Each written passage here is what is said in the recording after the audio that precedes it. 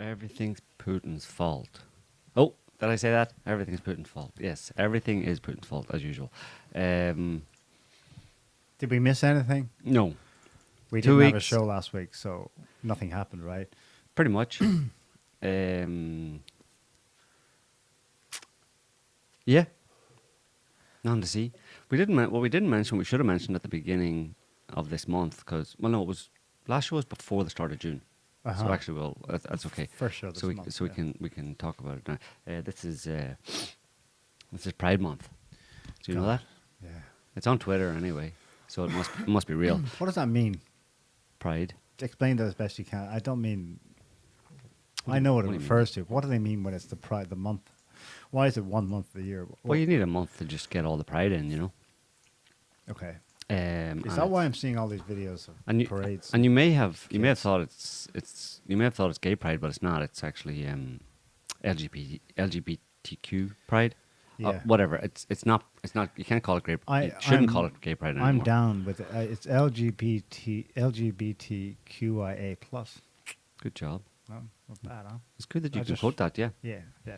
I I mean- didn't even study it, but it's Well- seared in my brain. There's marches going on this month all around. Marches, dances, twerks.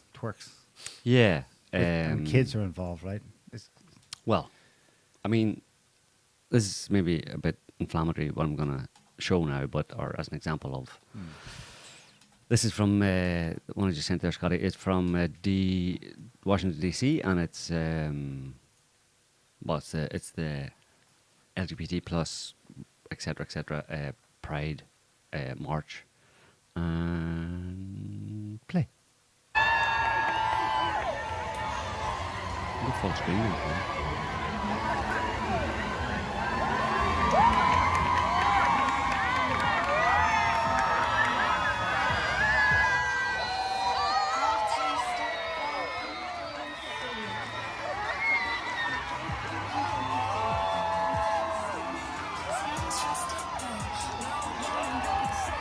the EU flag is perfect. It's in Washington D.C. You can look at them Right. right after too. Irish girls. Doing some Irish dancing. Anyway, Irish dancing. yeah. So yeah, it's weird to have the European Union. Oh, it stopped. Oh no, that's right. That's the end. I thought it Yeah. paused. Do we want to replay? Just No thanks. No. No. Okay. It's good. Now, of course, not all gay / LGBTQ whatever people are, support that kind of stuff, whatever. Because obviously, it's not exactly.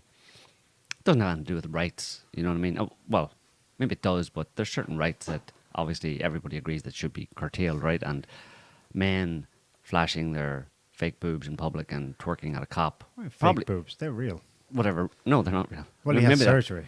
Well, maybe. I'm probably implants. Yeah. But anyway. Okay, fake. But yeah. Probably. I'm assuming. Anyway, I think that display would come under. Most people would agree that it comes under a kind of like it's beyond what most people would agree is a right. Decency. Well, right. It shouldn't. That shouldn't be a right to Right. go around in public like that, right? What if everybody had the right to do that? I mean, the problem is most people don't want the right to do that, right? Obviously, but it wouldn't be a good situation where all of society was inclined in that direction, right? And of course, that person isn't representative of the entire non-binary community. Can I say that? You're up Yeah. with the lingo. Can I say that? Yeah, All right. totally. I think so. Yeah. Non-heteronormative. That's very good, Joe. Am I getting there? Yeah, that rings a bell. That's Okay. better than me. That's, Okay. I can't. So Because all I see is like, no. But carry on. yeah. Anyway, so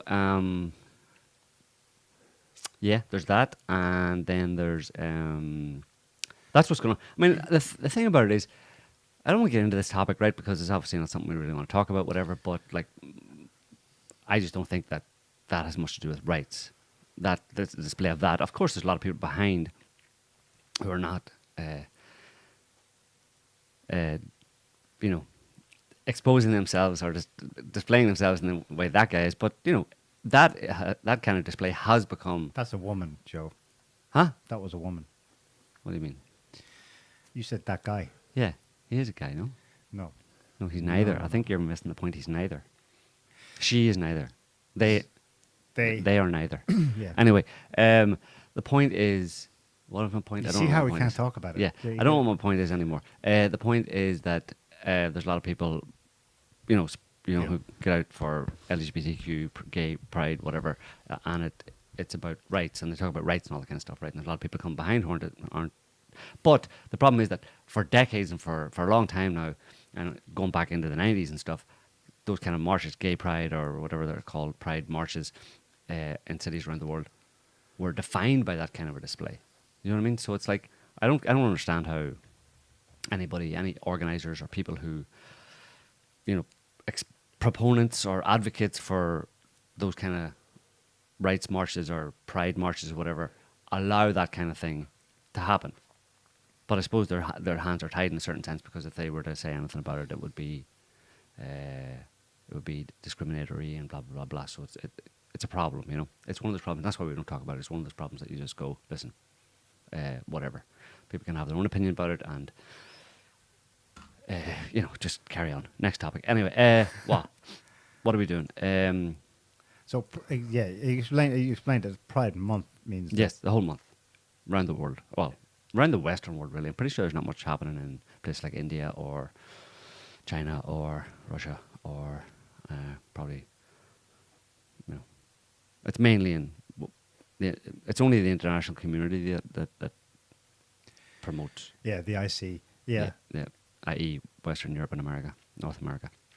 Anyway, but there is a problem that those. I mean, it's all well and good talking about pride and all that kind of stuff and rights and that kind of stuff, but there's problems that section of that demographic of the population need to be concerned about as well, because it's something that impacts them directly, and it's more important than I think. It's a looming issue that's probably going to hit harder and sooner than any kind of long-term struggle for rights, and it's what I just sent you there, Scotty, and this, I'm assuming, directly impacts that community as well. U.S. faces tampon shortage as companies struggle with supply chain issues. Right. Because, you know, the non-binary, the transgender guys and stuff, Also have periods. well, they're going to have problems with the tampons, you know. I mean, they're gonna, if there's a shortage, you know, Yeah. it's a problem, you know. Mhm. So, I mean, what are they going to stick up their butts or whatever, you know? Well, they have other options. They do? Yeah, I think so. What? They're into all kinds of things going up there, you know. All right, moving on. Let's move on to the next topic. What is the next topic? That was, yeah, it's okay. That's our assessment of that situation. But yeah, it's just one more example. On a more serious note, it is one more example of supply chain issues. People aren't really feeling them to any significant degree at this point, but it's all talk, you know. I think it's all background stuff. There's stuff happening in the background, job losses. There's stuff happening in the UK where a lot of that are the result of the lockdowns and the shuttering of economies, where there's businesses who just aren't reopening now, you know, and there's a lag, you know, of a year or two where, you know, people could get by with government subsidies, that kind of stuff, but it's all gonna, you know, kind of pile on Yeah. at once in a certain sense, and of course, it's been exacerbated by the fact that there's the energy crisis because of Putin's evil aggression in Ukraine, causing energy shortages and gas and petrol and diesel price increases, meaning people can't afford to. Some people, apparently in the UK at least, can't afford to go to work. Lower paid healthcare workers, they've mentioned lower paid healthcare workers can't afford the gas for their cars to go to work, so they're just giving up their jobs. And then lots of bars and restaurants have, at this point, just decided to kind of close down because it's just like, well, the COVID business and the shortfall in income they had, and I suppose a relative reduction in their revenue, even after things supposedly opened up. People, you know, there's a certain section of the population aren't going out as often as they did before, etc. So a lot of businesses just, and also the cost of, when you're talking about energy prices going up, you're talking about a marginal, at least a marginal increase in cost of running a business compared to before, with gas, electricity, that kind of thing. Yeah. So yeah, it's all, they're still talking about it in the background, almost as if it's almost if you're getting advance warning of something Yeah. that's going to hit at some point and become more real for everybody, but it hasn't reached that tipping point yet. Yeah. If there is such a tipping point, but I don't know. But Yeah. Well, it has different effects depending on who you are. If you're reliant on your car mhm, for work and anything else, for shopping, to get around, to be mobile, you're already feeling it. And that's why Americans, let's say average, most Americans do feel it, and they're up in arms about the price of gas at the pumps. But in other sectors and other ways, not yet. It's not being felt yet. yeah, I don't have it to hand, but there was one of a litany of warnings in the British press this week, something about food. Sainsbury's, Tesco's, they're big, large box chains, warning of upcoming shortages, right? hmm The overwhelming number of comments as I scroll through them below it were like, well, I don't know, down my local shop, the price of name the product is actually about 50p pence cheaper than I'm used to it being. hmm And there were other counter examples, but on the whole, I got the impression that most people were like, this is kind of Chicken Little. They've been going on and on now about this for a long time, but they don't actually feel it yet. And I think what's the main probably division among people is, so far, those in cities and well-stocked urban areas versus those in more remote satellite areas. hmm I think it's the same in Europe. right, Western Europe, where it's being felt as well. It's over 2 something a liter for gas. That's higher than the US. Americans complain, but they still haven't quite reached Western European levels yet. hmm And that's going to impact your more rural type. But city, they don't have a car. They've been encouraged not to get a car. They're buying electric scooters. They only use the bike and the bus. That hasn't hit them yet. hmm And so far, I think we're still in the management phase. We haven't hit the point where it's really being felt, hmm certainly for urban hmm dwellers. hmm yeah, yeah. But that could happen all at once, right? That'll for cities and city dwellers, it'll be That's what I fear. I fear relatively it's from going one to be day to the next. reasonably well managed until it's just not, and it'll happen quickly. hmm That speaks to what we've theorized in the past would happen. There would be this attempted resetting of things and global management, and they think it's going well according to an agenda or a set of overlapping agendas until there's a type of, to use one of their terms, black swan event. That's just one too many. Putin's war in Ukraine, in quotes, isn't it. Right. We're talking here something that knocks a system or set of systems offline and has cascading effects. That'll be felt in the economy, but Right. the catalyst for it might be something that comes out of left field, namely a natural disaster of a proportion they didn't budget for. Right. Because there isn't really, I mean, as much as they talk about energy shortages, gas short, Putin, cutting off oil, cutting off gas, causing price hikes, Putin, disrupting grain production in Ukraine, causing food shortages, blah, blah, blah, blah. We just throw up that picture I just sent you, Scotty, from The Economist, a headline from recently, Russia's pumping more oil to Europe than it was before the war. So how do you square that with there being energy shortages? Well, it's not that there's energy shortages, but the prices are going up. And why are the prices going up? Because, well, the market says so, right? And who's the market? Well, it's the people who are producing the oil and governments who set prices and that kind of stuff. They're artificially inflating the price of oil and gas on the basis of there being a shortage when clearly there isn't. If Europe is receiving more oil than before, how can you claim that there's a shortage of oil? Right.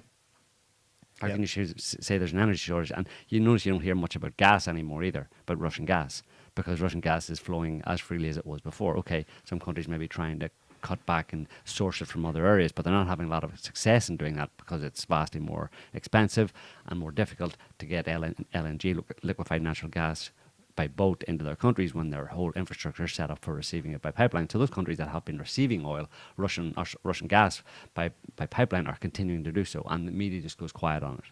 They scaremonger about it. They talk about Russia's going to cut off gas, use it as a geopolitical tool, blah, blah, blah, blah, blah, and then they go quiet because nothing has changed. But the only thing that has changed is the prices continue to increase, and they stay high. And people are being encouraged over and over again by the media and by governments to think that evil Putin did it, which is just pathetic. But anyway, if you want to believe that, go ahead. Yeah, there's a lot of directions we can jump off. Here's one though from a couple of days ago. Is it today's actually? I think it's the Sunday Times, so it must be today's Times. I just sent you this headline, Scott. Climate crisis will bring on Russia's downfall. Ooh. The war has exposed another of Putin's great miscalculations, ignoring a shift from fossil fuels. That's from June 7th. So it's insane, right? You notice in a lot of commentary that they're starting to acknowledge that actually Russia's winning, in quotes, depending on how they frame what winning is in Ukraine. Mm-hmm. Well, this is a kind of a fallback position where they might win the battle in Ukraine, but Russia's already lost the war. And it goes on to describe how the great miscalculation of Russia here is that they're profiting from fossil fuels, which are being phased out anyway in what remains their main market, European market. He's trying to say we're all moving away from that. So you can profit from this maybe for a decade, but after that, you're totally screwed because you're not making the shift to a green economy. Right. It's such a weird stance, and he's actually basing it off a book that's being promoted in highfalutin circles, which goes on and on about this. That it actually comes at Putin from attacks him from another angle. He never took climate change seriously. See, he's betting long term on there being increased need for fossil fuels in the near and far future. But in fact, we in the great liberal West, we set sail away from that. We're decarbonizing anyway. So, Putin will still lose. He may win this battle, but he's lost a greater war. I don't know how much they believe this stuff, but as we discuss back and forth, do they really believe their green agenda narrative or not? But it makes for great op-eds that are like just objectively, you should hand them to psychiatrists to assess their mental state, because Right. it's completely insane. It's taking as real something that's conjecture. So the conjecture is fossil fuels bad, therefore let's all shift green. That's an idea. It's not an actual instantiated reality yet. But based on the ideal or idea of where we ought to go, Yeah. not where we actually already are, we're going to view the world and make decisions about the world based on what we think should be. And of course, bring Not people what it is. along. Bring everyone along. Bring through everyone propaganda. along into that cloud, that castle in the sky that we may build in the far off future. Yeah, you talk about like delusion in the media and stuff. Put up that one I just sent you, Scotty. It's a good just summary. It's it's funny. So this is a Guardian guy, Colin Coughlin. He's just No, he's Telegraph. Oh, sorry, For what it's Telegraph. worth. Colin Coughlin, Doesn't yeah, matter. defense editor. The last one is from so there's his narration of in his editorials, whatever they are, in the Telegraph over the past few months. Terrible bloody error. West is beating Russia. Putin's war has been a fiasco. Humiliated Russia faces an epoch-defining defeat. Total victory over Putin cannot be bought cheap. And then finally, Putin could be about to pull off a shock triumph. It's like somebody needs to tell that doofus that it's only a shock to him and the people who believe him. Like, Yeah. you know what I mean? We in the reality-based community have realized that, that all of his previous headlines were just was just wishful thinking. It's just dreaming, Yeah. But it's funny, like, and he has no shame. I wonder, does he consider that. But probably not. Like I was thinking, he must consider. Well, I was wrong on all those other ones. Like I totally misread the whole situation, right? But then he says, no, that's just the way things go. It was true back then, but it's not true anymore. You know. Yeah. Just new information came to light. Wait. Well, how? But yeah, sure, maybe new information came to light, but you obviously didn't have the same information that people like us did from the very beginning, which was that there was no chance that Russia's ever going to be defeated. Ukraine was never winning, so this idea of a shock triumph is just because you're stupid, basically, because you don't know what you're talking about. This speaks to why, if you were applying it, looking at this like a psychologist, it's super interesting because people who understand psychopathy and how it manifests, one of the things that a psychopath will do is what's true for me now won't be true for me later. And when they're presented with video evidence of what they said hours or days ago, they're like, they see no incongruence between their two positions. Yeah. They're like, but I'm telling you this now. Everything's relative, everything's mutable. There is no such thing as truth. Basically, it's what I feel in the moment, and that's the truth. Therefore, there is no enduring or abiding truth. There's nothing constant. So I can make up whatever I want. So there's no such thing as a lie, effectively, then, right? Either for those people, right? It's all just what I want, and what I want is true. In any given moment, what I want is true, is the truth.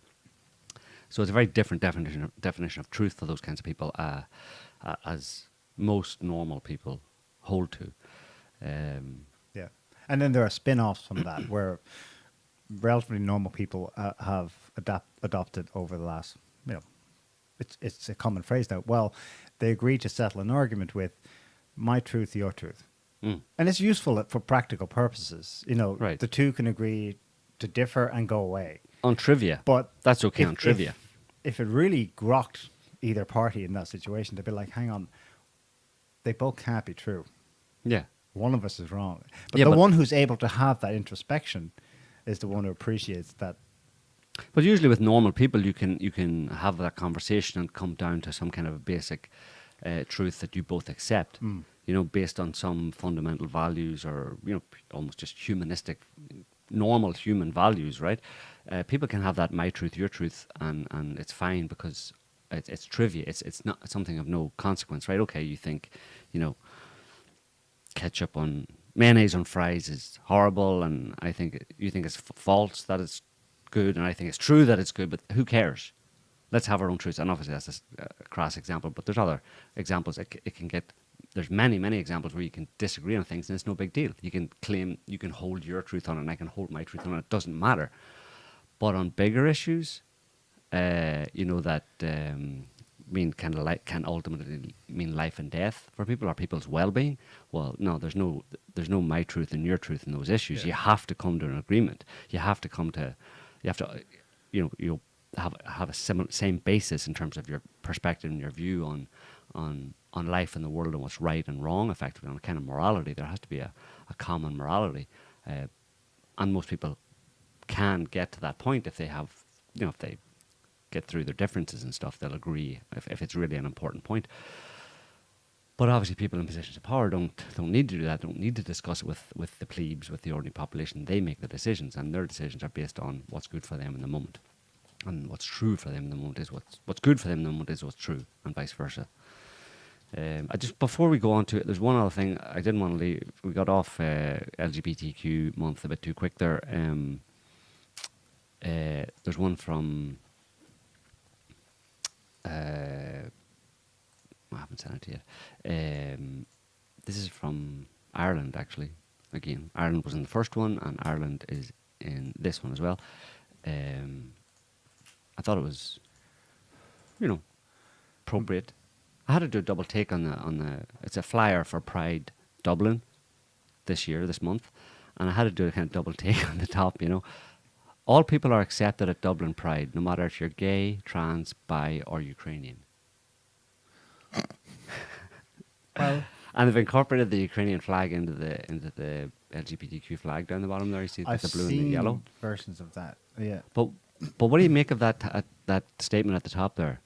Well, again, a psychologist could, have a field day. Yeah, totally, because you're implicitly acknowledging that certainly Ukrainians are not quite con-specific. Yeah. Well, yeah. Remember, in Ukraine, it's a minority of people who are nationalists. Right. Most people there either speak Russian or totally fine with speaking Russian, appreciating Russia, have connections and family in Russia. It really is a minority. And the more of, they're not, all of that minority isn't so nuts, but quite a subset of them are stark raving nuts. Well, So that's the kind of obviously, I interpret it in a kind of like a pejorative sense. I wouldn't like someone to write that about me. But anyway, I think what they're saying in that is that Ukrainians are special. They're special unicorn type people, right? At least now, for now, in the current climate. yeah, it's the current thing. They have to be treated with extra special concern and respect. You know, the outpouring of concern, supposedly, and love and support for Ukrainians. Well, that puts them in the same category as LGBTQ people who want the same thing for themselves, right? An outpouring of respect and love and concern and money and weapons. Do they want weapons? The LGBTQ community? To love other people with, of course. Love people with the weapons. Yeah, preferably really explosive weapons Yes. that they can kill more Russians with and therefore love more people with. you see. Yeah. Okay. That's good. Um, Glad I got that one straight. Do you know that the Germans are going to start sending weapons? Yeah, they probably already are, but they kind of caved a bit and they said, okay, fine, we have sent the howitzers and the big guns and the tanks, the Panzer Division. They're going to send, apparently the first shipments are going to arrive in Ukraine on June 22nd. Yeah. Well, the French are doing as well. The Americans are doing. It's mainly longer. Did someone consciously choose that date or what? Do you know what that date is? What date did you say? That's the date of the Operation Barbarossa launch. Right. Oh, I- it's only yeah. They picked it as a nominal date. Oh, yeah, obviously. I It's think it not was gonna probably happen on that unconscious, date, yeah. but that's kind of was worked into the headlines Yeah. unconsciously, and the Russians are going to read that and go, Mm. okay, yeah, we get it. Yeah. Yeah. Well, we can get on to Ukraine just for briefly, but in fact, it's a good introduction to Ukraine. This is from a recent Reuters article, the one I just sent you there, Scotty. The headline, maybe you need to zoom in on it, maybe not, but the headline, or the caption says, a local resident inspects a damaged van following a military strike amid Russia's attack on Ukraine at a residential area in Kharkiv on June 8th. And you see a little... His tat is ein But there are no Nazis in Ukraine. I mean... and that's talk randomly about, picked. Isn't there like, some kind of editorial oversight on the kind of pictures that go up on Reuters? Like, 'cause I think they took it down after people noticed. a local resident of Ukraine But this is the scary with a thing. swastika tattooed on his arm. That it's amazing. Like, they've been primed for the last 10 years to spot Nazis and Nazism in everything. The church, Trump, anything that remotely smacks of being not fully supportive of the government with lockdowns, yada yada yada. And then when it's freaking in their faces, but to see Kyle and the Nazi tats, Yeah. they're like, I don't see that. Yeah. In fact, we welcome you, one of our minority. Come join our gay pride parade. In fact, come over and live in our house. Yeah. Come live in I want you to live in my house. Yeah. Well, of course, not all. And but there's an example of where it gets dangerous to actually move into the castle in the sky that's beamed out through the media. Mhm. People actually take action on that. And Yeah. they end up When with they learn the some lesson. crazy person in their house Yeah. who moves in and destroys their lives. Well, Yeah, your obviously chances. not all of them. If you but take a any lot of them. Ukrainian refugee, your chance, although it's meant to be supposedly mostly women and children, right, who are the refugees, but if you take, if you take a Ukrainian refugee into your house in some other European country, you probably have a statistically higher chance of them being in some way kind of like, just because of that picture that we saw and the relative prevalence of compared to other countries of neo-Nazi ideology in Ukraine, you run a higher risk compared to taking some other refugee into your house of a Ukrainian refugee holding some kind of right-wing extremist, white supremacist viewpoints. Of course, not all of them by any stretch of the imagination, but still, you're running a higher risk on flags and insignia and symbolism. I just sent it to you, Scotty, didn't I? I didn't just before we get off this is again for Pride Month. This is somewhere in the US, I believe. Someone who's just doing the whole full gamut, you know, the trifecta. Black Lives Matter, Ukraine, Oh, on the left, right. and the pride flag. But interestingly, on the floor just below, maybe you want to zoom in there, Scotty.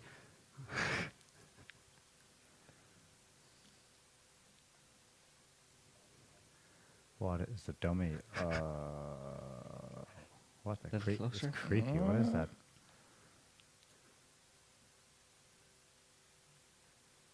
What? It's like a mannequin with some kind of freaky mask. No, well, it looks a bit satanic to me, but whatever. It looks like a horned kind of Baphomet or the Goat of Mendes type character It's the goat of Mendez in a skirt. in a skirt. Yeah, because I don't know.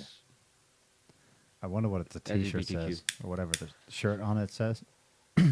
Anyway, Probably something political and meaningful.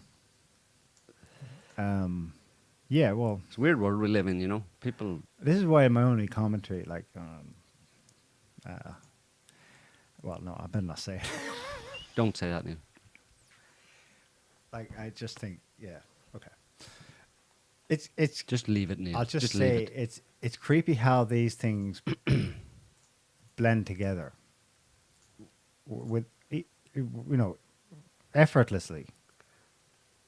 It's they didn't even get specific instruction. It's just they kind of, the way the programming works, they just seem to instinctively know what is accepted and acceptable. Mm-hmm. Yeah. They're all authoritarians. That's what's most remarkable about it, I suppose. When people began talking about the concept of authoritarians in the 70s, their frame of reference was the reactionary Hitler. attitude. Well, not really. It was actually more like the square people who were anti-hippie Conservatives. conservatives. And so the whole frame of reference was, well, what keeps them so square? Why aren't they joining us on our beautiful in our flower Brave New World, child, yeah. Brave New World? And, the deep psychological analysis of it, and they came up with what's his name's book on the authoritarians. And it was a good book because he has the whole set of concepts and criteria you can think about when it comes to someone. Do they accept the word of authority blindly? Is what's on the nighttime news repeated back to you? And when you're trying to explain nuances or context, are they just shutting down? Do they go to church? I.e., and that was explained as well, they have a dependence on an external authority as opposed to you who are actually able to think and judge and have moral choices of your own. Yeah. You fast forward 50 years and Well, back when that was written, it was associated with, your automatic association was with conservative types, right? That they were the authoritarians. That they were the ones who were blindly following dictates and all that kind of stuff. And, conservatives might have a certain, inclination towards authoritarianism, but it has to be within certain constraints, you know what I mean, that fit their conservative worldview. And they can quickly become anti-authoritarian if any external power attempts to, move away from their values, their value system. Basically, they can quickly become that way. Right. But Which but shows today, it's the authoritarians are really the more liberal type, as far as it's defined in that book, the authoritarians, where they'll just blindly follow. Bob Altemeyer. That was his Bob name. Altemeyer, where liberal types or liberals, will tend to blindly follow, or will be more. It's not that they'll follow, but that they're more influenced or more easily influenced. They have no solid basis of or a sense of their own authority. That they don't need anybody to tell them how to live their lives. It's more a liberal value today where they need big government, they need an authority to tell them how to live their lives, and then they try to use that authority or get that authority to push their own agenda. You know what I mean? So they're more dependent. So anybody who's an authoritarian or an authoritarian follower is someone who is dependent on an authority in their lives to structure their lives and to lead their lives to a certain extent. And today that's obviously well, I think it has always been the more liberal mindset that is most clearly defined by that, Anyway, still on Ukraine. Remember this? This is from March 14th. That was over like 3 weeks. Again, it's interesting. It's Ukraine and it's conservatives. It's the whole narrative that's going on that we're kind of talking about here. This was Russian propaganda. This, you probably remember this or came across it at the time. They talk about the biolabs, US funded, owned, run, or whatever, biolabs in Ukraine, and that the media, the liberal media, tried to associate talk of that with quote unquote US far right. And not only that, but if you look at the subheading there, Russian and Chinese officials have also pushed the theory. So it's like everybody who doesn't agree with what the US government says or anybody who says anything bad about the US government or the US establishment and what it wants everybody to believe then is either a US far right or a Russian agent or a Chinese Chicom or whatever. But so that was from March, right? And the media was putting that out there. That's totally false. There's no such thing as there's no biolabs there's no US run biolabs in Ukraine. But then this one is from just a couple of days ago, 3 days ago, and it's from the US Department of Defense. Just to give you an example of how detached the media is from reality, when the US Department of Defense itself, you just do a control F on that, Scotty, and for 46, just the numbers 46. You see that the United States has also worked collaboratively to improve Ukraine's biological safety, security, and disease surveillance for both human and animal health, providing support to 46 peaceful Ukrainian laboratories, health facilities, and disease diagnostic sites over the last 2 decades, which is as much as you're going to get from the Department of Defense in terms of an admission that the US, yes, for the last 20 years has been, in one way or another, facilitating, running, funding, working at biolabs in Ukraine. 46 of them. Yeah, but peaceful ones. Yeah, so- but you can throw peaceful in there, of course. They're always going to throw peaceful in. And But- they had the pride flag waving outside. Yeah. Well, probably the US Department of Defense has a pride flag on its Twitter account. At least the UK Ministry of Defence has a pride flag on its Twitter account. So yeah, it's just, the media is just a bit of a joke, really. Has been for a very long time, so we need to do your own research and stuff. Some truly evil stuff coming out of Ukraine. Organ harvesting kids. Did you hear about that? That always raises its head in any kind of conflict, doesn't It it? has in Ukraine before now, though. Mm. Has a place for it. Creepy stuff. Well, there's nothing verifiable, of course, Yeah. so I won't go on about it. But the more verifiable stuff is the shelling of schools. I mean, that's been mentioned before. Remember how that was the very first boy who cries wolf kind of thing, where they cried false flag when a school was shelled at the beginning of this. Right. It's happened a lot since then. They know what they're doing. They're also targeting, of course, others anywhere civilian in Donetsk City. Mhm. The Russians are right, though, that they know what they're doing. This isn't the kind of, as they retreat, they're shelling whatever they can. Mhm. And sometimes it's targeted, so schools are not just randomly hit. They also can do it from a greater distance now because they have actually received US, French, and you were saying British soon, or German soon, but US, French, and British maybe, but definitely US and French, longer range self-propelled artillery that can target up to 70, 80 kilometers away, which they didn't have before. They only had, in their own military, they only had shorter range artillery pieces, but they've been supplied with the ability to target from a safe distance civilian infrastructure in Donetsk. They've been provided with the capability of doing that by the French and the Americans so far, and also probably definitely the British and the Germans, if not already soon to be. So yeah, and then they complain about Putin's war. Like, I mean, those people are obviously in the West are obviously facilitating this war and they've said it themselves they wanted to keep it going, to bleed Russia as much as possible, and it doesn't matter. The whole idea of them fighting Russia to the last Ukrainian. It's absolutely true. So They've been clearing up Azovstal. Sputnik reports they found a van with the bodies of 152 dead militants of the regular AFU Armed Forces and Azov Battalion. The van was booby-trapped, but they caught this and defused it. And captured Azov militants said during interrogation by the Russian forces that the bodies were mined on the direct instructions of Kiev.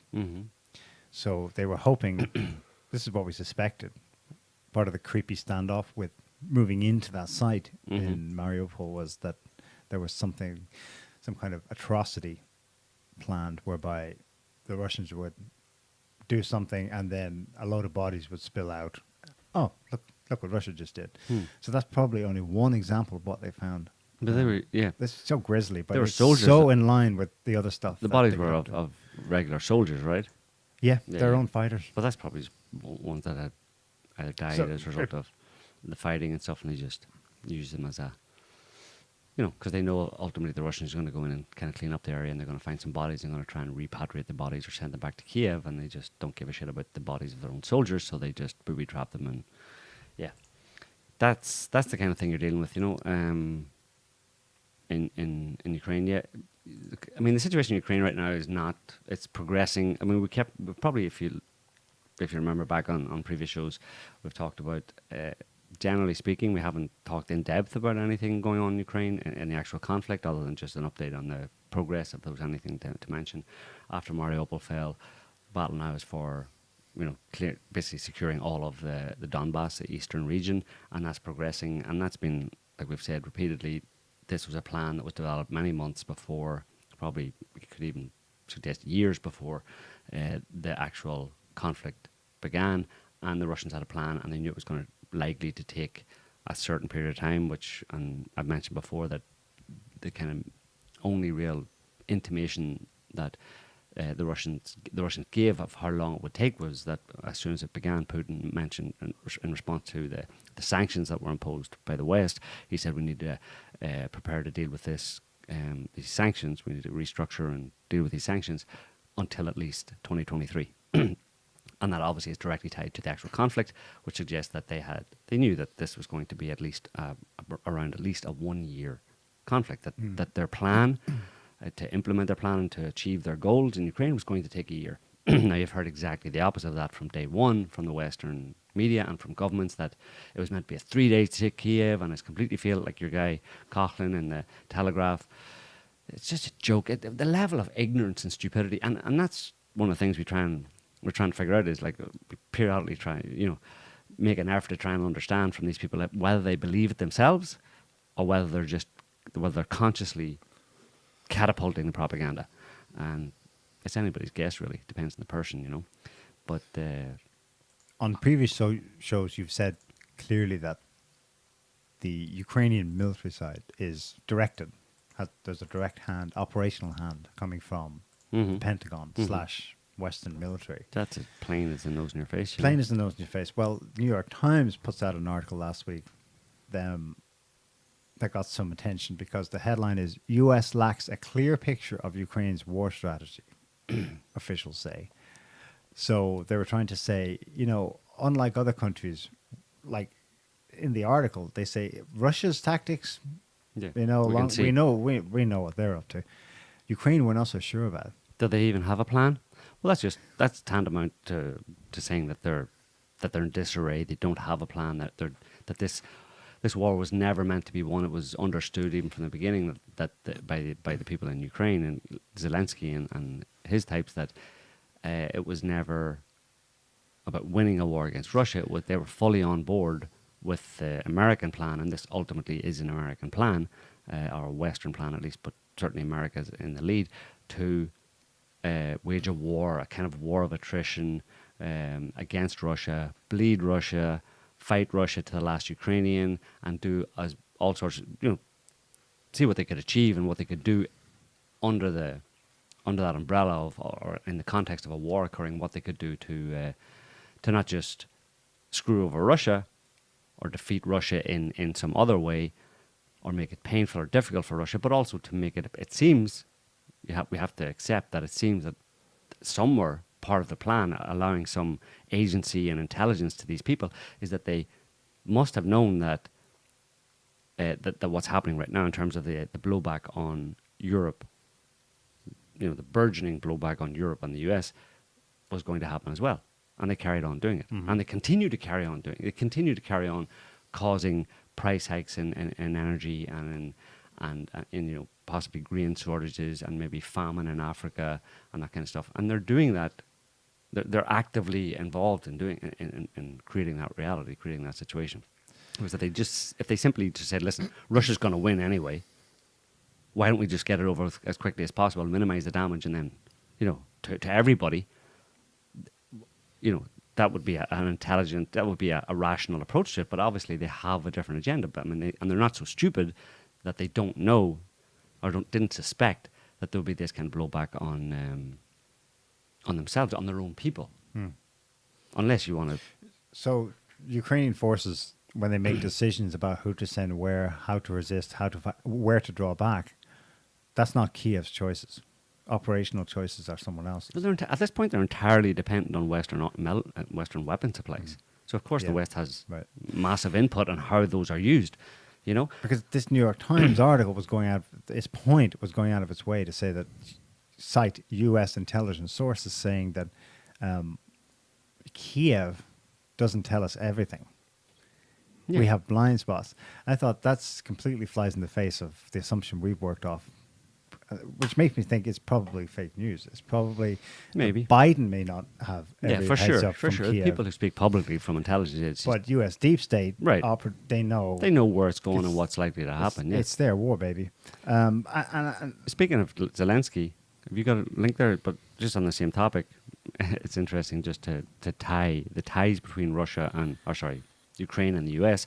Just throw one up. Check that out. Saw that. I was going to post it myself. Washington Post from yesterday. Zelensky calls for international support for Taiwan before China attacks. Who does he work for? Is he moved to Washington DC and is he behind the podium? I mean, really, that little twerp? There he is on a massive screen again. He's popping up. The conference was. I looked it up. He was speaking at. The media said, "Oh, it's an Asian summit of defense leaders." It's actually run by a British think tank. Mm-hmm. It was held in Singapore. Call it Asian, yeah. Singapore, as if it's not like Asia proper. No offense. It's a British think tank get together, and then they beam him in to give him exactly what the CIA wants to hear vis-a-vis China, Taiwan. So yeah, he's such a puppet. So he started calling for weapons for his own country, and now he's calling out for weapons for Taiwan. So he's calling on America to supply not only his country with more weapons, but also Taiwan with more weapons. Is he like the leader of the free world? He kind of is the new leader of the free world, right? They certainly presented him as such. Well, he's reinforcing, he doesn't know it, but he's reinforcing the linkage between the two. Mm-hmm. And that if there's a grand strategy at work, it's what's been surmised properly, I think, by some commentators, that Ukraine is the first step to containing Russia, in quotes, whatever they consider success on that front to be. And the next one is Taiwan, China. Mm-hmm. This all grand strategies, grand chessboard stuff. And he's speaking for Western intelligence when he links the two together, Mm-hmm. you know. You had something there you were going to... Well, you know, the narrative of how the war in Ukraine is going, we've noticed is shifting. Even in some respects, they're starting to throw Zelensky under the bus. But what's interesting is that away from the headlines and the saturation of bullshit in the media that most people, you know, absorb because that's all they see, when you go to look, it is interesting that objective reality is actually discussed. So here is, can't remember how I found it, but I suppose if you take the time and go to the website of the Council on Foreign Relations, in that rarefied atmosphere, you'll find that they're actually discussing reality. Mhm. So this is the transcript of I believe it was not televised, but Zoom meeting debate or something, chaired by Richard Haas. Richard Haas was a former NATO guy, a former US ambassador, blah, blah, blah. He's now the president of the Council on Foreign Relations, and he's discussing it with like generals and stuff. So if you do a search, Scotty, for right now, it'll have the key passage I want to show. Okay, so the person talking here, you see at the beginning of that paragraph, Twitty. Twitty is a retired US general, now, you know, probably a consultant or has his own consultancy, what they all do after leaving the Pentagon. So from this passage midway through this paragraph, we get the actual view of what's going on in Ukraine. Right now, when you take a look at Ukraine and you take a look at Russia, they're about 1-to-1. He's talking there about comparable parity in armed forces. Delusional. No, I think that's correct. In numbers of personnel, Okay. Yeah. the only difference is Russia has a heck of a lot more combat Yeah, power, right, weapons, yeah. and ability and logistics behind them. Right now, when you take a So look at Ukraine- that is an actual. The first time I've seen, aside from like Scott Ritter describing it and others who are sharp, you know, and outside so-called, you know, in the conspiracy realm, the first time I've seen someone in the DC think tank Beltway actually describe the situation on the ground. Okay, so this But paragraph after that. Go back to or just before that. In that paragraph at the beginning, it says, "Well, as I take a look at this, Secretary Austin came out that we're going to weaken Russia. We have not really defined what weaken means, because if you look at blah blah blah, and then he says the parity of manpower, but Russia with much more combat power." And go ahead. So in the next paragraph, he's waffling a bit, but the key part he says there is there's no way that the Ukrainians will ever have enough combat power to kick the Russians out of Ukraine. And so he wants to know, what does that look like in the end game? So what is this weakening of Russia he's talking about? This guy's questioning. He wants to know, you know, the whole idea about this war was that we would get involved in it and use it to weaken Russia.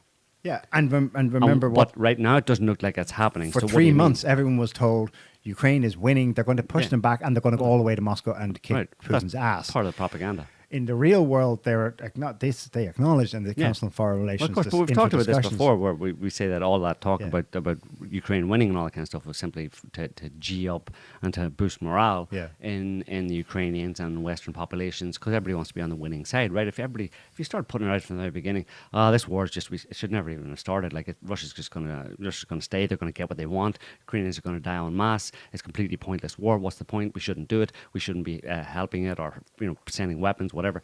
You put that out and tell everybody that this is it's a foregone conclusion that Ukraine's going to lose. Nobody wants to be on the losing side.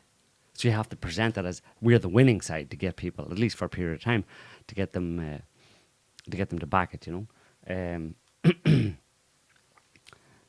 Blah blah blah. Yeah, they probably don't actually answer the question in that article. What Can I touch in with you? What do you think is what's going to happen to Ukraine? What do you see as the Ukrainian goal for Russia? Ukrainian goal for Russia? Yeah, what do they want to see there? We've stated it before, but I'm wondering if it's changed or if you're adapting it as time goes. What Ukrainians want? No, what Russia wants. Okay, what Russia wants from... Partition of Ukraine. Yeah. Yeah. Yep. Well, we said down the Dnieper River, more or less, and along the Black Sea coast. Okay. Leaving a landless At that Western point, Ukraine. but landlocked. landlocked, yeah. And once they do that, once they've effectively defeated the destroyed all of the military and a lot of the industrial, let's say, at least in the West, infrastructure that fuels the war, allows them to mount a resistance. Once that's done, the government will fall, the government will collapse, and who knows what will happen in Western Ukraine. That's why there's been all this talk about Poland taking back some land in Hungary, Western maybe. Ukraine and stuff. So they're toying with all those ideas, and the fact that we're even talking about that shows again what you're just saying, which is that they've known for a very long time that this was going in one direction and one direction only.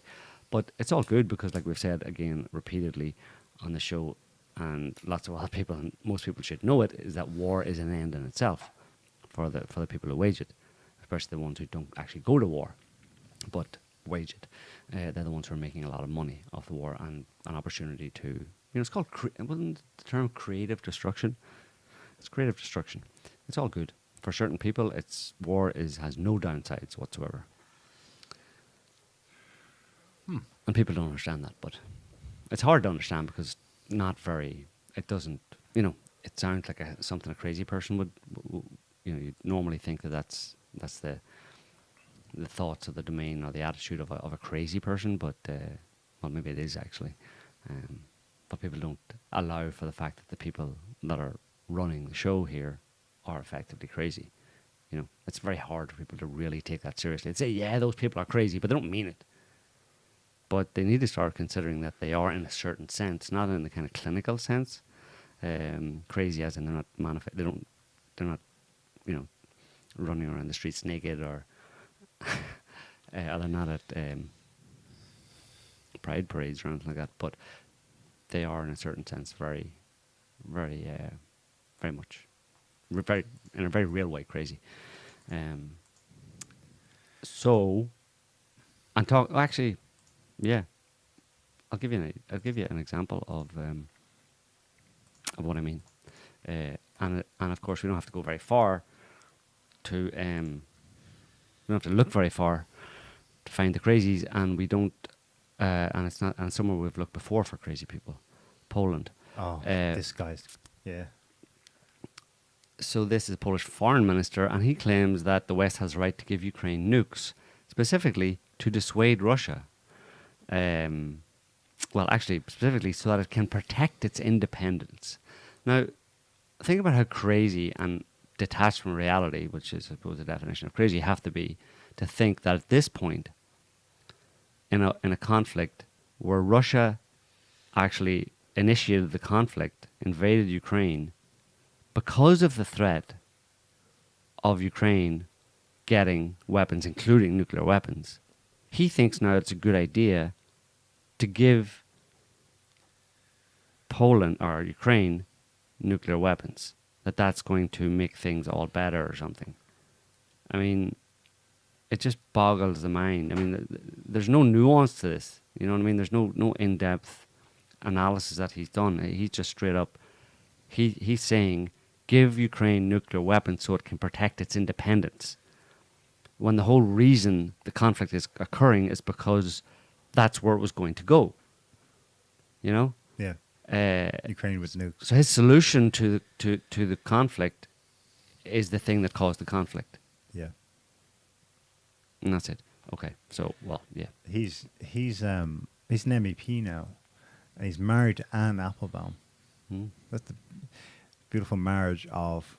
She's, of course, a descendant Polish Jewish emigre from Tsarist Russia times. She's one of those I mentioned earlier who are steeped in a kind of subculture, neocon mostly, of like violently anti-Russia, who rose up to the ranks in the U.S.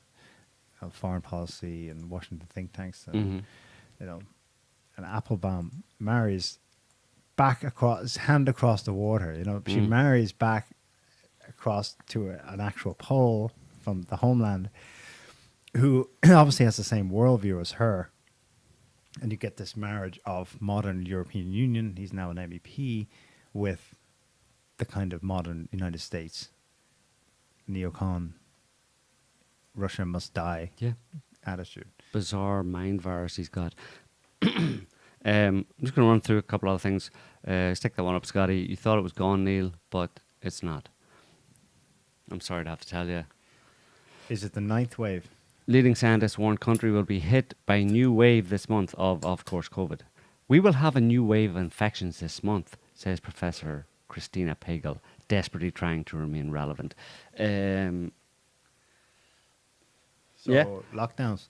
Well, the interesting thing as well is monkeypox was the new thing. No, COVID was always COVID's a winner. Like monkeypox was never really gonna. It sounds too stupid, monkeypox. People just don't believe it. The interesting thing about well, related to COVID, obviously, and this kind of bullshit is, you know, Justin Bieber. Oh yeah. Justin Bieber, oh, sorry, that's the wrong one, Scotty.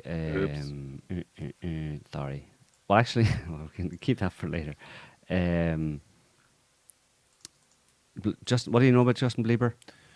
He's like the most popular musician Yeah. among the the kids these days, or he Kids was. love him. Well, apparently Justin Bieber has had to cancel his concerts because he has Ramsay Hunt syndrome, which is pretty much the same as Bell's palsy, where one side of your face is paralyzed. Yeah. So it's not very good for singing. It's due to a viral reactivation, and it's one of 60 causes of facial palsy. And it's caused by the same virus which causes chickenpox, and it's also a complication of shingles. Now, for anybody who knows anything about COVID and the effects of vaccines, mRNA vaccines, those words, Bell's palsy, shingles, and reactivation of viruses and stuff, know that, you know, there's a lot of evidence that those are side effects of mRNA vaccinations, including Bell's palsy. Don't mention the vaccine, Joe. But the interesting thing is that Justin Bieber, so has had reactivation of a virus that's related to chickenpox and a complication of shingles, and so he can't sing anymore, and he's cancelled his tour. But this is his wife, Hailey Baldwin Bieber, and I'm saying Bieber on purpose, just in case anybody thinks him.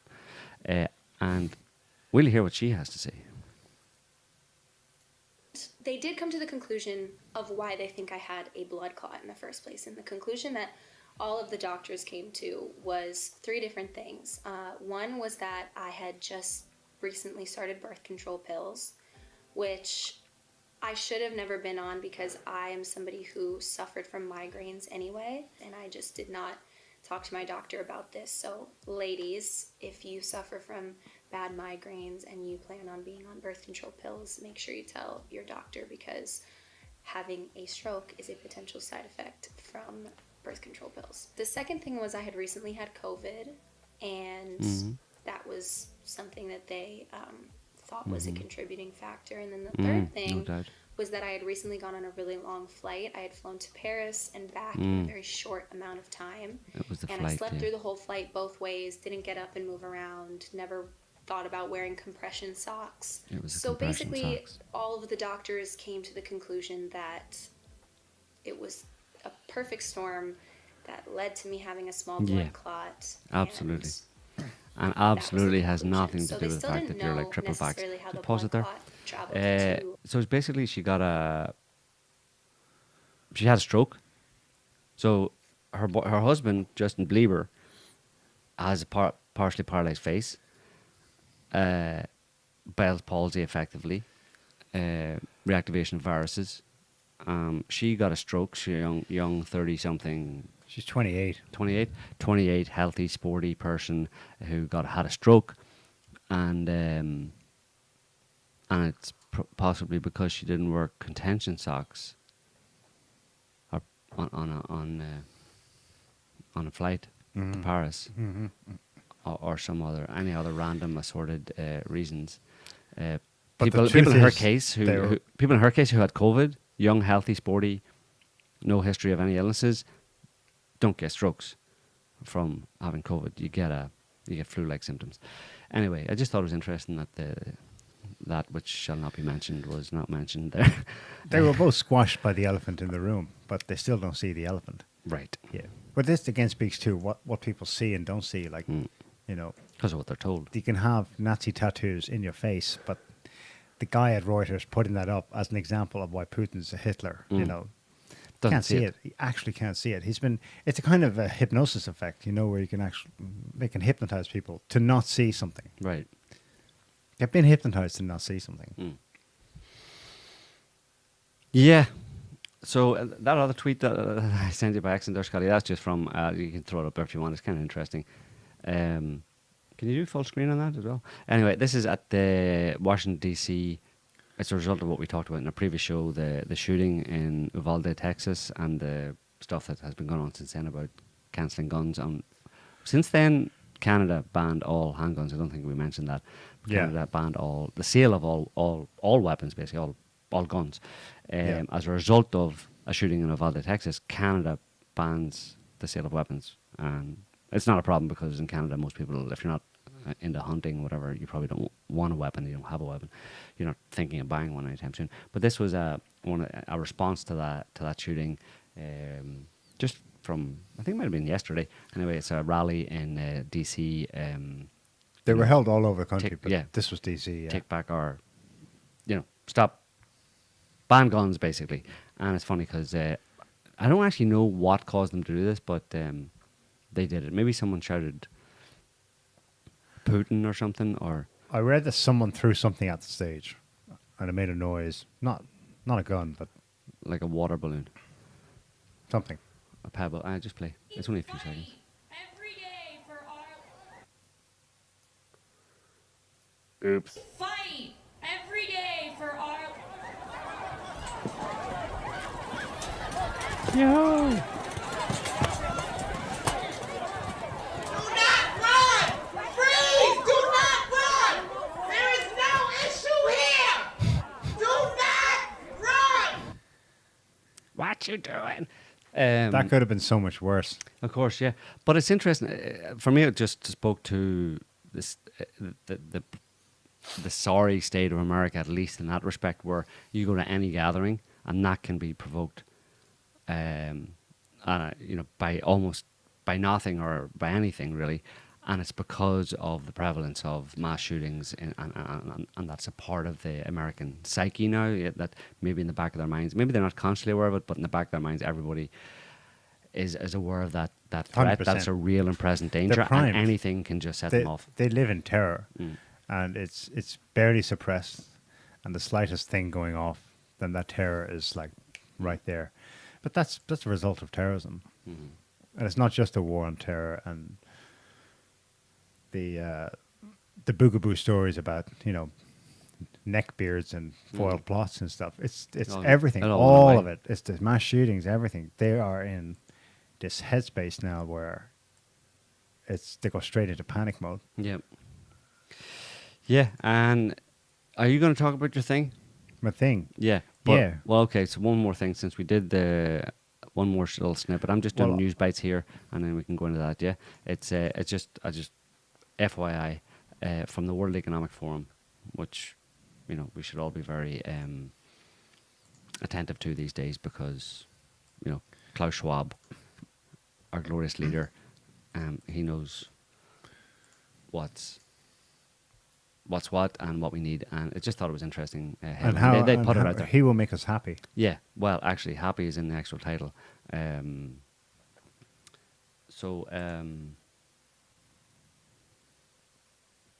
Remember you were going to own nothing and be happy? Well, now, according to the World Economic Forum, you won't even be happy either. You just own nothing and be miserable, or you don't need to be happy because you don't need to be happy to have a good life. And in fact, your life doesn't even need to be meaningful. Your life can be meaningless and unhappy, and it can still be a good life. You'll own nothing, live a meaningless, unhappy life, and it'll be a good life. Well, about 1 billion Westerners are already there. So Well, it's bizarre that they would even put that. I mean, for like all of human history, right? And the fact, especially the meaningful part. Good life doesn't need to be meaningful. Pretty much all of the collective experience of all human beings that have ever lived argues against that.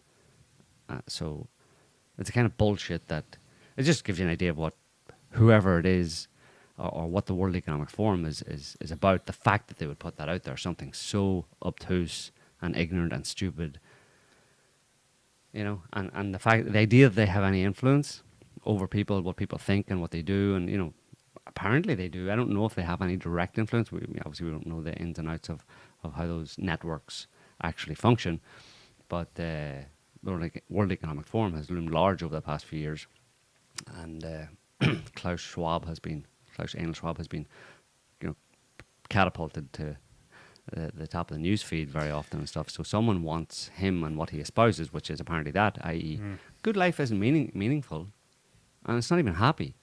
A good life is, sitting at home, owning nothing with a feeding tube down the throat and a virtual reality headset on and a direct neural link up to Klaus Schwab's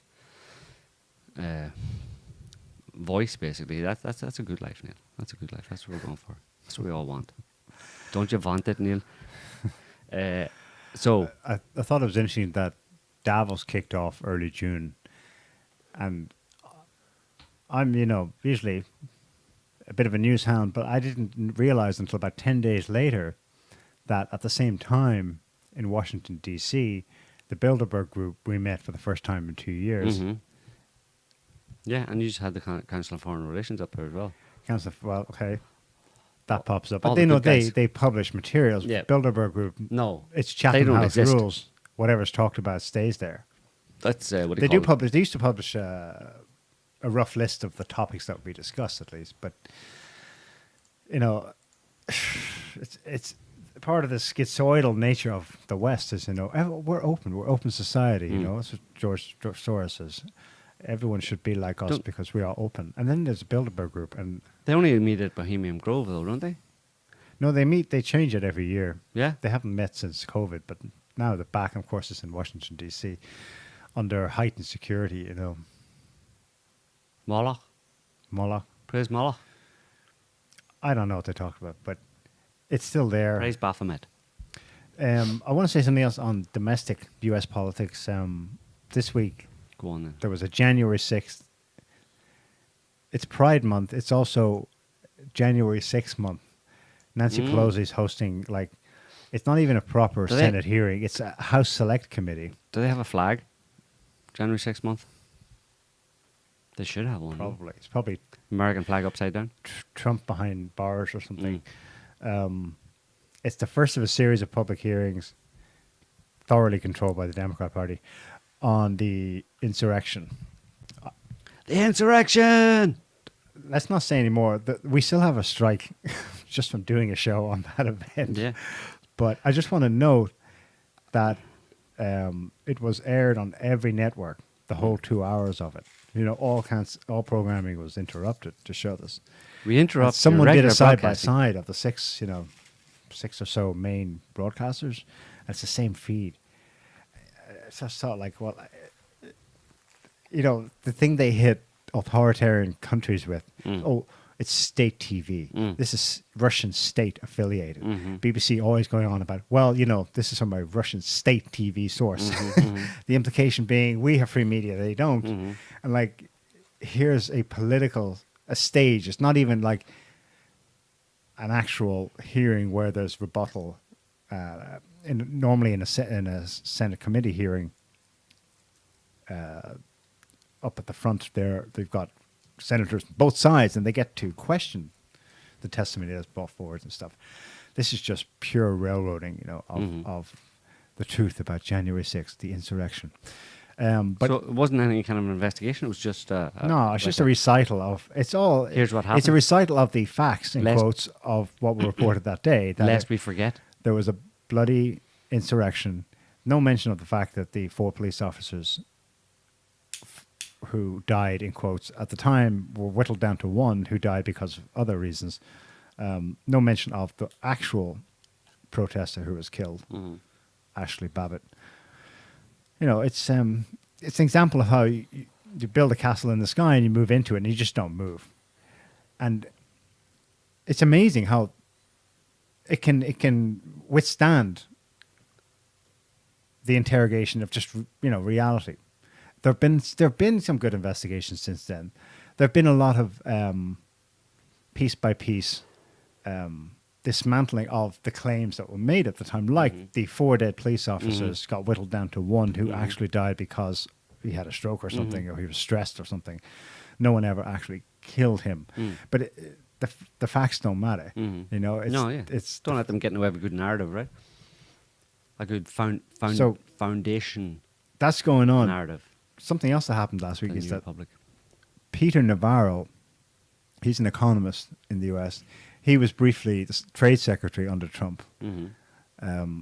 He was arrested at the airport last week on an internal flight. He was going from D.C., I think, to Nashville or something. And he's still under arrest. They shackled him in public. Ostensibly, it's for contempt of Congress for refusing a subpoena issued by this January 6th committee. Right. That's really like, ooh, the political situation in the U.S. is hairy. Obviously, we know socially it's extremely divisive on all the issues. But when it comes down to the nitty gritty of specific personnel, like coming after him, he's in no way, the other guy they have currently under arrest, I think he's going on trial next month, Steve Bannon. At least Steve Bannon, Put himself you out can there and say some you stuff. can reasonably hold him up as being An having agitator. extreme views, and no one likes him on the left, right? Right. But Peter Navarro, he's an economist and an author. He's in no way someone who you could accuse of being like a rabid activist, much less an activist, period. Yeah. He's gone back to whatever he's doing, lecturing or something. And he was due to give a TV appearance that night, and they arrested him.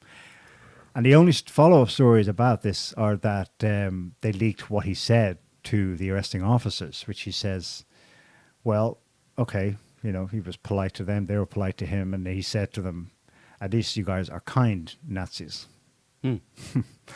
So that's American politics right now. And yeah, well, that's one to watch. Bannon goes on trial next month. Will they actually put him in the slammer like they did with others? Less high profile, Mm-hmm. It's probably all been done with a view to sending messages, cutting off, because after 2022, this year, midterm elections, then begins the next election cycle, which is the presidential cycle. And is Trump going to run or not? So, yeah, that's the war in the U.S. And what about 2013? Yeah, this This is just a piece of trivia that may have. this is something that happened, and maybe we commented on it at the time, maybe not. Someone wrote up this Twitter thread on the basic facts of what happened. So recently, people have noticed that an incredible amount of major food distribution depots in the United States caught fire, had planes crash into them, all kinds of strange events. And what stood out simply was that so many of these things were happening all at once, Mm-hmm. and that brings up the issue of kind of an element of willful destruction Yeah. behind what's going on. these Creative days. destruction, Neil. Creative destruction. Well, let's have a look at this Twitter thread. In April 2013, a team of gunmen opened fire on the Metcalf power substation in San Jose, California. They disabled, In just under 10 minutes. very quickly disabled 17 transformers and caused millions of damage. Okay, let's scroll down. We won't read the whole thing, but Except just it's not a to get- terror attack, yeah.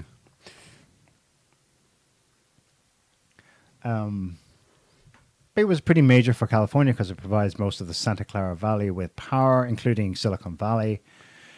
The attackers are still unknown. They were never caught, and the motive is still unknown. Timeline of the At attack, about yeah. 1 a.m. at night, fiber optic cables were cut.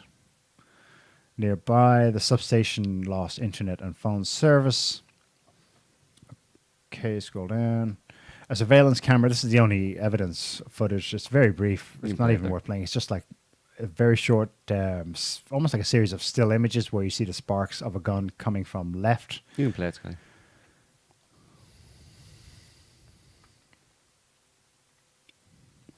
That's it. No. Oh, yeah, a couple of times. They probably have more footage. Who knows? They never released it. What was interesting is the detail there that A signal they from think there was a signal from a waved flashlight and then the muzzle of flash from rifles we saw there. So, scroll down again.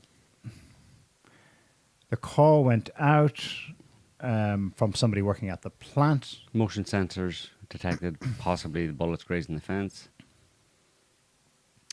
The first bank of transformers riddled with bullet holes and having leaked 52,000 gallons of oil overheated, whereupon the company PG&E's control center about 90 miles north received an alarm. Okay, scroll down. About an hour into it, there was another flashlight signal marking the end. More than 100 expended Bullet cases. bullet cases Rifle were cases. later found at the site. Officers arrived 1:51 a.m. Notice that that's just 1 minute after these guys signaled, "Done, we're done, we're out of here." They found everything quiet. They were unable to get past the locked fence and saw nothing, seeing nothing suspicious. They left. Okay, in the subsequent investigation, it became incredibly clear how professional of an operation this was. Of the 100+ shell casings, all had been wiped clean of fingerprints. There were also stacks of rocks found all over the sites, commonly used to gauge firing distance. Presumably, they were Spotters. done beforehand. The scroll down again. They knew exactly where to attack, shooting directly at the cooling fans, the weakest part of the transformer. They knew where to dig to disable fiber optic cables and the location of every camera. There still exists no footage of how the gunmen entered the site. In the months following the attack, the US government, blah, blah, blah, ran a simulated attack on the electrical grid. Scroll down, it probably doesn't mention this incident. Following the report, number of improvements made, blah, blah, blah. In 2014, the site was raided. A team cut the fence and entered the site undetected, stealing copies of, I think he meant to say, maintenance and exercise reports. Mm-hmm. To put this in context, Metcalf was not one, but 2 attacks. 2, he calls them terror attacks, whatever, on a critical piece of infrastructure. The attacks were carried out likely by a team of special forces experience, operating undetected and using unconventional weaponry. And we still have no idea why. Well, there was an investigation in 2015, so 2 years later. I'll send it to you now. This is reported by CNN, although they got it from the AP. Headline: Sniper attack on California power grid may have been an insider, Department of Homeland Security says. And indeed, on the Wikipedia page, that's where I got that from. You'll see that they conclude insiders. Now, why and who, we'll get there in a sec. Let's just note, though, we have to speculate because it was an open and shut case. It happened. There were multiple snipers. It caused a problem that had to be fixed. That's a fact. But that's the only explanation thereafter as to what the hell happened, you know. We'll return to it now, but April 23rd, when you cast your mind back, well, can you imagine if there's something similar-ish had happened in more recent years? Most likely the first headline reports would have connected it with a foreign country, probably Russia, or similar. Well, let's fast forward a bit then. This is a report from December 2020 in USA Today.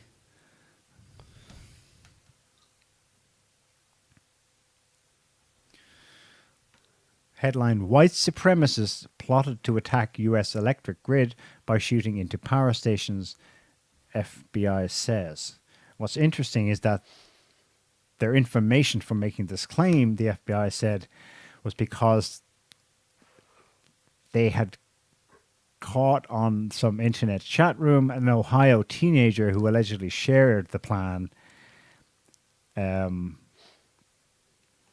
that they were going to go operational on this plan, quote, if President Donald Trump were to lose his re-election bid. Right. Okay. Let me just give a couple more. That's 2020. Obviously, other things were going on in 2020. No one noticed it. But this is from this year, 2022.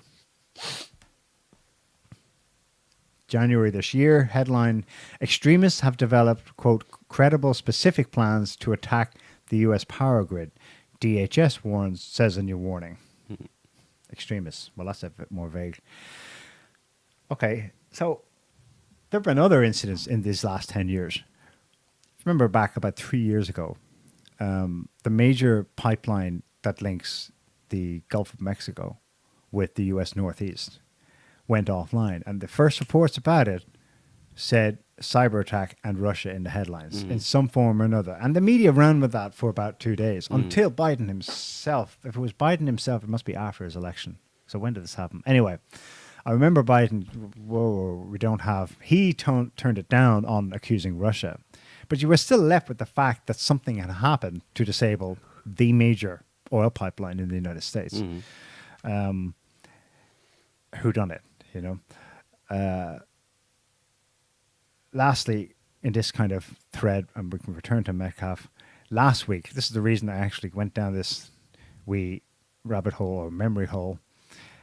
The news that caught my eye was that last week there was a major fire at the largest LNG terminal in the United States, also Gulf of Mexico, at Freeport. Freeport is their main export site for LNG shipped to Europe.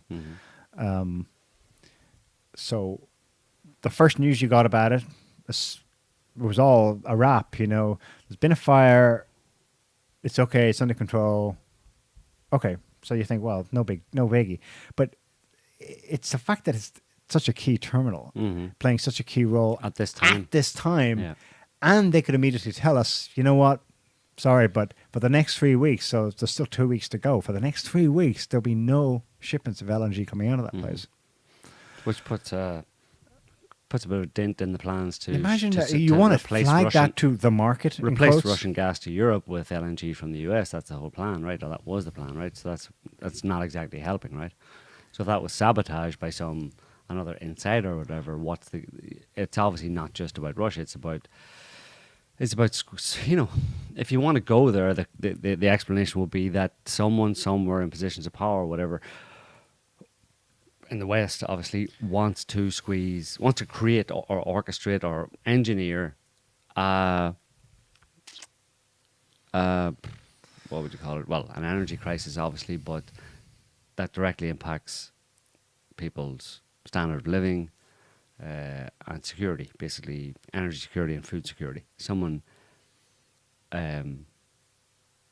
would like that to happen, would like to see that happening. And of course, we don't have to rely on that hypothesis for evidence of that. We just talked earlier on about the fact that the people who are waging this war in the West against Russia in Ukraine have to have known that the effect of their so-called sanctions on Russia would cause as much hardship for people in Europe and America as it would for Russia, and in fact probably more. Yeah. So, I mean, if they're willfully doing that, then it means that they either, you know, intend that to happen, or they simply don't care that it's going to happen because their main priority is making money and you know, pursuing their little plans, you know. Yeah. And that ties into the transformer. Where was it again? What's it called? Metcalf. The Metcalf transformer, that might have been a trial run or just a test to see, you know, because obviously it didn't go very far in the media. Nothing really big came of it. Oh, sure, they had a few exercises or they gamed a few scenarios to see what would happen, you know, if similar attacks occurred or whatever. But whoever was, and if it's an insider, and of course they meant, when by insider in that report, the final analysis was that it may have been an insider. They mean an insider to the actual transformer, like a worker, a disgruntled worker. Now, they did that one disgruntled worker would somehow be able to put together a team, or himself would be a former military vet and be able to put together a bunch of other people of similar experience and professionalism to mount such an operation is unlikely. So when I read informer, it's more likely to be a DHS. That's closer to the insider definition, and it means inside the American establishment, inside the American security services, inside the American intelligence agencies. Yeah. They will mean it one way, but I think an appropriate inference we can make is that it's insiders, in that you can organize a group of people such that they can carry it out undetected and leave a minute before the cops to get It's there. not easy to do. And then there's always a paper trail or a virtual trail. So always is. The point is that somebody stops the virtual hunt Yeah. Well, once they realize when that it's it goes, getting to a certain well, place. it goes dark, basically. That's it. When so- it goes into those back rooms, end of investigation. Yeah. And also, it's not only that they call a halt to it, but there's no way to get that information. There's certain groups within a lot of governments who operate with no oversight whatsoever. Yeah. That's a no-brainer. That happens, right? There's certain people who are untouchable in that respect, you know. When I remind you of this incident earlier, like really snipers shooting. But remember, that was 2013. In a more recent one, I think in the one I mentioned, I think it was mentioned in the USA Today one where the FBI says white supremacists, Yeah. what they were going off, besides internet chatter,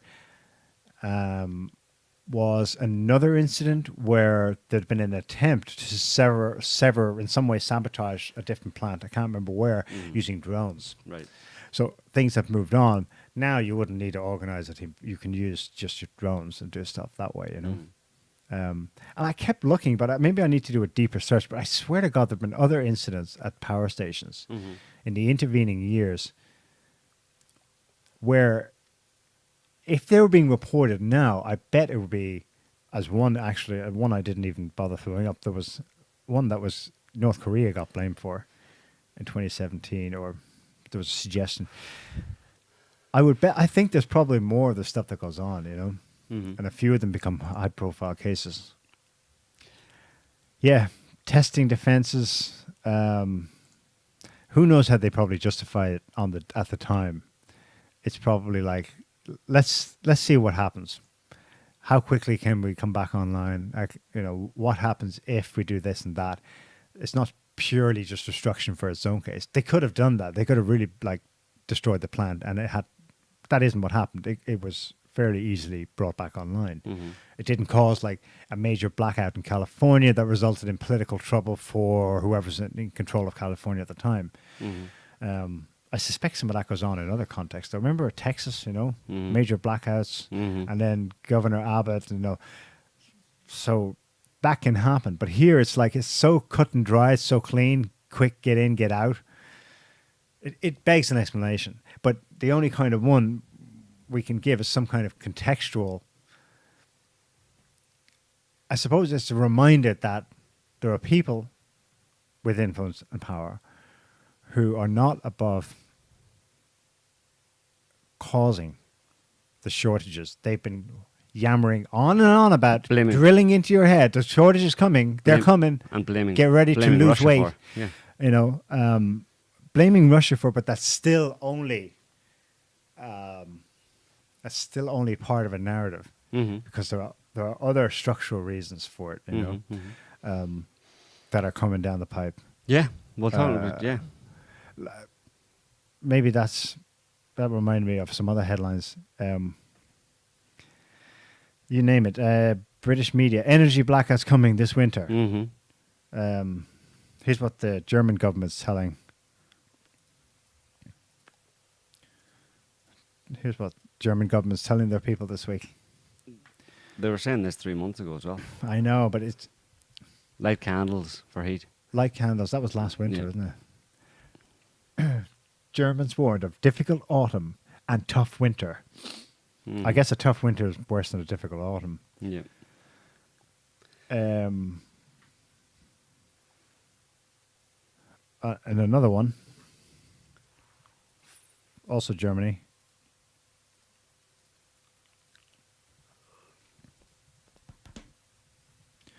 One in 6 Germans are skipping meals, according to a poll. That speaks to what we were talking at the top of the show, just how, to what extent is this biting? Are people feeling this yet, you know? Maybe a lot more than we see. And It's all a prelude. If they're you, just you do a search for UK or France or anywhere, US food insecurity and all that kind of stuff, and you see that it's all over the media. They're talking about it, they're putting that information out there. And that information has an effect on people. Even if they don't necessarily read it, it eventually filters down into the dominant or the public narrative, the public discourse, and it all seems to be put out there as a prelude, and you could say, well, they're warning us that this is going to happen, but what they don't tell you is that they're making it happen. There's people in certain positions of power who are making this happen, and then they have the media tell you that it's going to happen, and they give you a bogus reason as to why it's happening. But the bottom line is, it doesn't matter why it's happening. It doesn't even matter if they're doing it or who's doing it or Putin's doing it. If it's coming and if they're planning to make it happen, then people need to prepare for it. Yeah. So like the rest of this year, you're looking at basically what they're saying. Certainly into this winter, it'll be a first taste, I think, of more serious problems. Obviously, the Ukraine war will continue. Russia's special military operation in Ukraine will continue through the rest of this year. You may have an expansion of that outside of the borders of Ukraine in one way or another, which will, be a shock to the markets and can, there's just so many different things. And then there's heat waves happening right now. There's a heat wave in France. There's a heat wave in there's been a heat wave in India in the early summer. There's heat waves in the US in the southwest US, and it's all talked about in the context of crops and crop yield being down, and obviously gas prices, electricity prices soaring, and then you've got Taiwan as well as another shock to the global economic system. Where if China, there's a good chance that China will take some action on Taiwan. Hopefully Zelensky will be there, manning the defences, and can take him out and do the world a favour. But yeah, that's what we're looking at, and it's there's a period of time in advance of anything significant happening, and we're still waiting for something really significant to happen in that respect. But it seems to be this slow drip by drip fed approach to it, where it's almost like they normalise it in advance for people. They want to normalise it almost as if to prepare people so that they don't freak out, so it doesn't come out of nowhere on people. Although they did that with COVID. They didn't have any problem with dropping COVID out of nowhere and lockdowns out of nowhere on top of people, But it seems that was a kind of a different strategy or a different category, I suppose, because obviously it affected people's lives very directly, but there was never any shortage of food or energy. Basically people had no problem staying warm and feeding themselves. So, but when you go in that direction, you need to prepare people for it in one way or another. And I think that's what they're doing. And I think it'll be spottily, it'll happen in different places. There's more preparation to be had. Like there's a story there about blaming Putin for a burgeoning famine in Africa because of Ukrainian wheat, right? But of course, they don't mention the fact that Russia is actually by far, compared to Ukraine, the largest wheat and grain exporter in the world. And Russia hasn't stopped exporting any grains to Africa. So, you know what I mean? There's always the narrative, the headline narrative, it never tells you what's actually going on, Yeah. And it's not all one-way traffic. There was a British parliamentary hearing last week, and it's very clear. It's the link I just sent you, Scott. Although this is from a skeptic's website, it links directly to the committee's own webpage. The cost of living crisis a result of lockdowns, experts tell MPs. It was good. I mean, they do these. You still have reality-based discussions going on in Western capitals, but they're just drowned out by so much BS. If you scroll down a bit,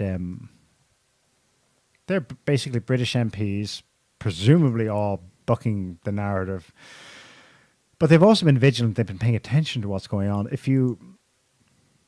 There's quotes from testimony of experts who basically explain, no, it was the lockdowns that caused the cost of living crisis, as they euphemistically term rampant runaway inflation in Britain.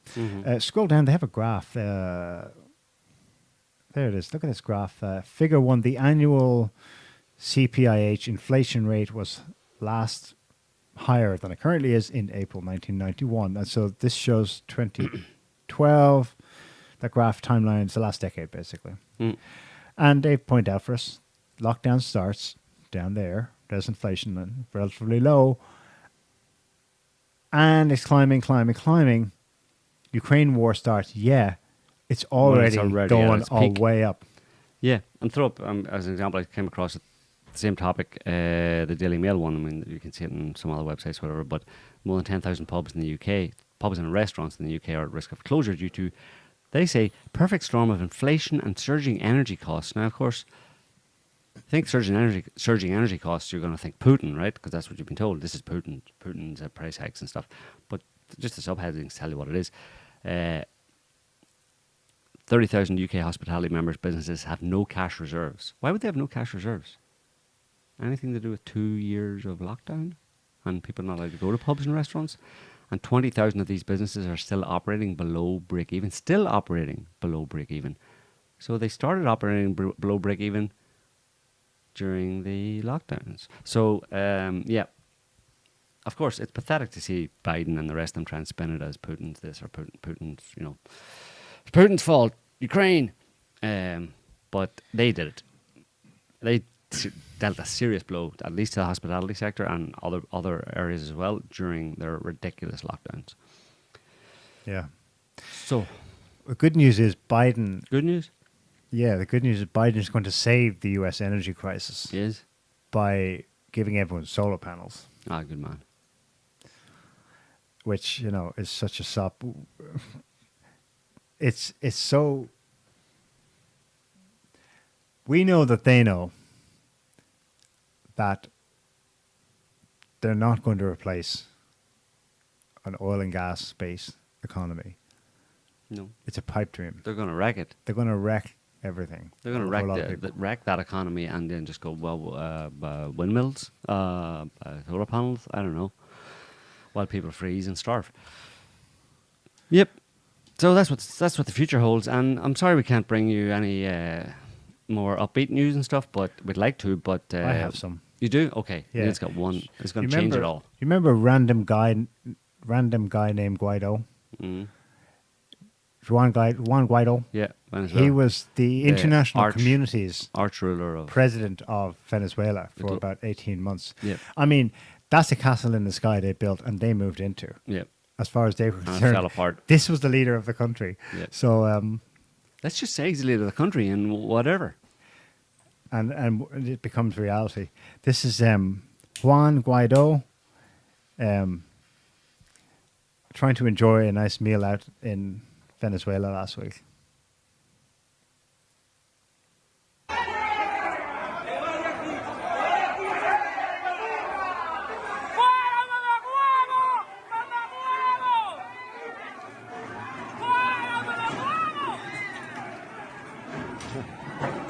But America, but freedom. Was it worth it, Juan? Okay. Those people are screaming in excitement at seeing him because he's So the we one may true yet leader. still see world leaders chasing down the street. It here's can hoping. happen. It does Here's happen. hoping. Yeah. So there you go. Are we done? I think we're done. Yeah. I think that's the long and the short of it. As far as we can see, the main items for what's been going on, and you may notice it hasn't changed very much. There's a few additions, a bit of progress, but it's generally on a certain trajectory. It seems to be on a certain trajectory, and we're just we're going to keep you abreast of the developments as they go along. But it's going in a certain direction, and it hasn't changed. We've been talking about it for quite a while, years actually, and it doesn't seem to be changing over in terms of the main course of it. So there's no reason to believe there's gonna be a big U-turn at any point. So people should prepare accordingly and stay alert, stay awake, and keep watching the skies or something. No, yeah. Anyway, we'll leave it there for this week, folks. Thanks for listening, watching, commenting. Don't forget to smash all the buttons, and we'll be back next week with another show. Until then, have a good one. See you next time. ya. Bye. Can't stop the signal now.